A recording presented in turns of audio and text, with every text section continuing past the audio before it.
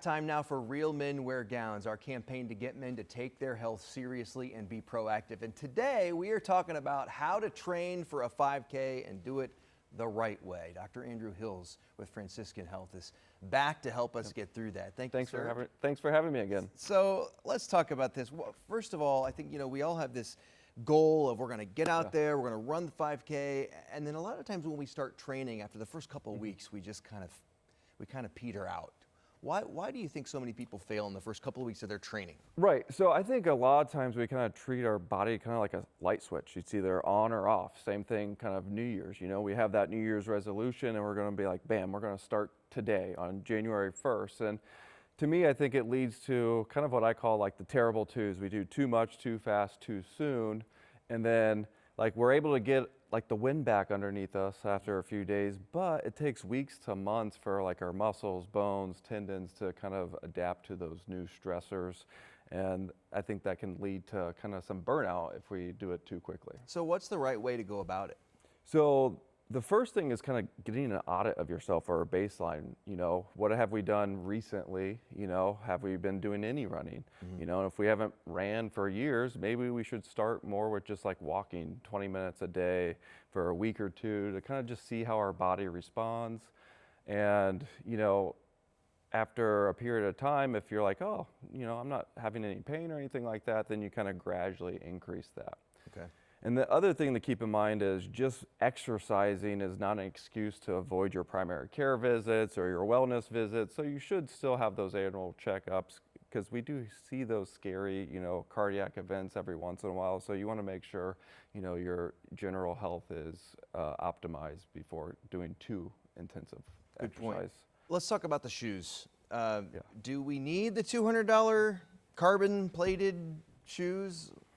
No, so I think a lot of that's that sales tactic. If you buy that fancy, expensive shoe, it's going to make you run faster. I think that's all kind of that marketing ploy. And, those lighter, carbon fiber, plated shoes could potentially lead to further injury because of that lightness. Maybe it doesn't provide that adequate support. Some people, they overpronate or their foot kind of turns in, or they're running more supination where they're running on the edges of their foot. So that's where, going to like your local, running store to kind of get a good fit can be very, optimize your gait so it doesn't lead to further injury down the line. So let's talk about longevity. You said it's important to focus on, the marathon, the sprint, if you will. If I've not run before, is it really the best thing for a 40 or 50-year-old guy to run a 5K? So for me, I think that's a complicated answer because I think it's part of it. So I think running definitely improves our cardiovascular kind of fitness. And if we look at some metrics that kind of promote longevity, what's called the VO2 max, which is basically a marker to see how we can process oxygen, is actually one of the best, predictors, for longevity. Now that's just a component of it, so we can't ignore things like strength. So strength's super important as well. So I always advise people to add at least 2 days of strength, into their weekly regimen. And then the biggest thing too is just your social network and integration. So I would say those are like the big three things that we need to focus on from optimizing our longevity kind of standpoint. All right, I know Franciscan has, what they call from the couch to the 5K, some of these tips and helpful information online. So, what is your final piece of advice to somebody who wants to start today?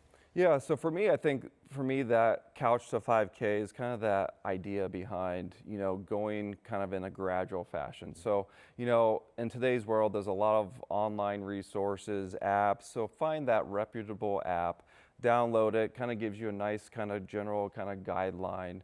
But at the same time, if the app's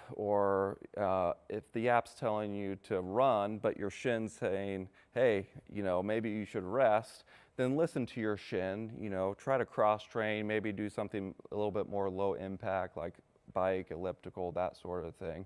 Because the big thing here is we want you running the next, 30 years, not just the next week or two. That's my biggest piece of advice there. Thanks for the help. Really appreciate it. Thanks for having me again. Andrew Hills with Franciscan Health.